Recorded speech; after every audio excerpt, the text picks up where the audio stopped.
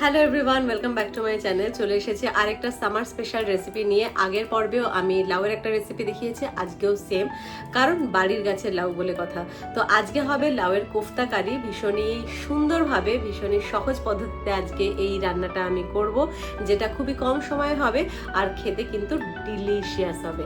তো চলুন আজকের এই সামার স্পেশাল রেসিপি কিভাবে করছি সেটা দেখে নেওয়া যাক।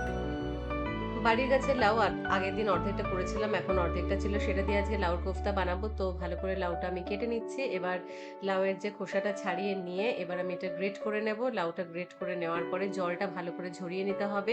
তার জন্য আমি প্রথমে একটু নুন দিয়ে দিলাম।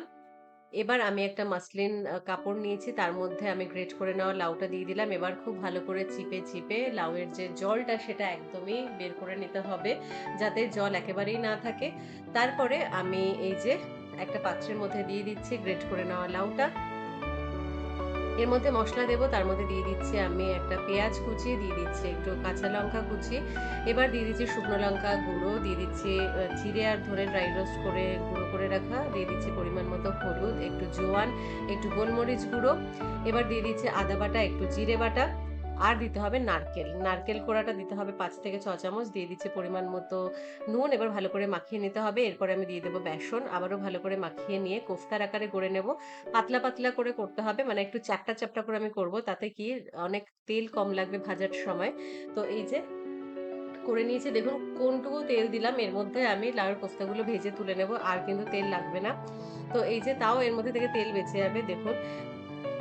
তো এপিঠ ওপিঠ শ্যালো ফ্রাই করে আমি তুলে নেব। লাউয়ের কোফতাগুলো একটু লালচে করে ভেজে নিয়ে আবারও 1 চামচ তেল দিয়ে দিচ্ছি, দিয়ে দিচ্ছি জিরে, শুকনো লঙ্কা ফোড়ন।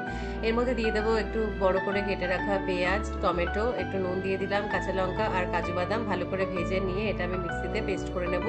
এবার আবারও 1 চামচ তেল দিয়ে জিরে, তেজপাতা, শুকনো লঙ্কা আর গোটা গরম মশলা ফোড়ন দিয়ে ওই পেস্ট করে নেওয়াটা দিয়ে দিলাম, মানে মশলাটা দিয়ে নুন আর হলুদ দিয়ে ভালো করে নাড়াচাড়া করে তেল ছাড়তে শুরু করে দিলে এখানে দিয়ে দেবো গরম জল, একটু চিনিও আমি দিয়েছি।